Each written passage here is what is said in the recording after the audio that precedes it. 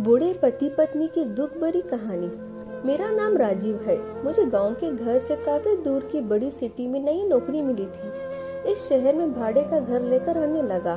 पड़ोसी के तौर पर घर के सामने एक ही घर था जिसमें एक बुजुर्ग जोड़ा रहता था। दोनों बिल्कुल अकेले थे, मतलब ना कोई बेटा, ना बेटी, ना नाती, ना पोते, यानी कि संयुक्त परिवार नहीं था। मैं एक संयुक्त परिवार का सदस्य था, इसलिए मुझे अक्सर उनके बारे में विचार आते रहते थे। मुझे देखकर बुरा लगता है, इनकी उम्र होने के बाद भी उनकी देखभाल करने वाला कोई भी उनके साथ नहीं है। जब मैं सुबह ऑफिस के लिए निकलता था तो देखता था कि दादी जी अपने कपकपाते हाथों से दादाजी की चाय देती थी। वैसे ही कपकपाते हाथों से कप लिए दादाजी चाय पीते थे। वहाँ पर रहते हुए कुछ दिन होने के बाद मुझे पता चला कि यहाँ दोनों मिलजुल कर धीरे धीरे घर के सारे काम करते थे। कोई भी उनसे जाकर बात नहीं करता। इतने दिनों में मैंने उनकी आवाज़ तक नहीं सुनी थी।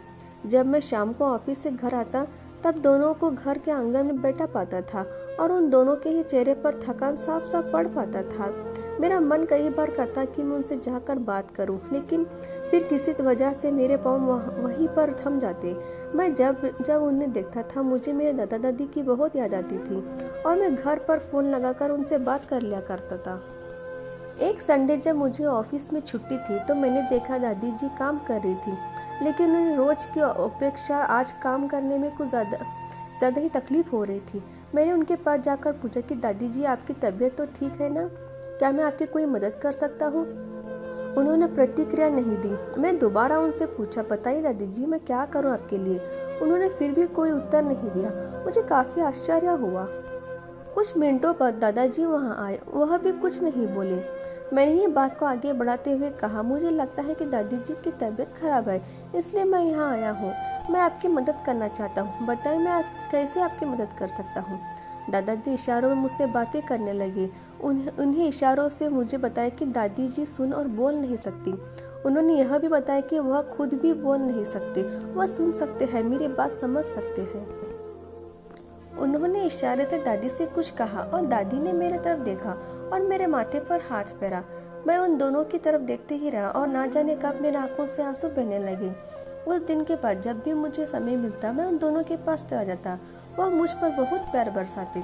अब तो मुझे उनके इशारे भी, मीठी भाषा भी बहुत अच्छे से समझ आने लगी थी। एक दिन मैंने दादाजी से पूछा कि वो अकेले क्यों रहते हैं, क्या उन्हें कोई औलाद नहीं है? दादाजी ने दादी को इशारे से समझाया कि मैंने उनसे क्या पूछा। फिर दोनों मेरा हाथ पकड़कर मुझे आंगन ले आए और अपने आंखों से आंसू पोंछे और उंगली का इशारा करते हुए मुझे एक साइकिल दिखाई। साइकिल को देखकर मैं समझ गया कि उनके परिवार वाले उन्हें छोड़कर कहीं जा चुके हैं और अब उनके हिस्से में केवल यादें ही बची है।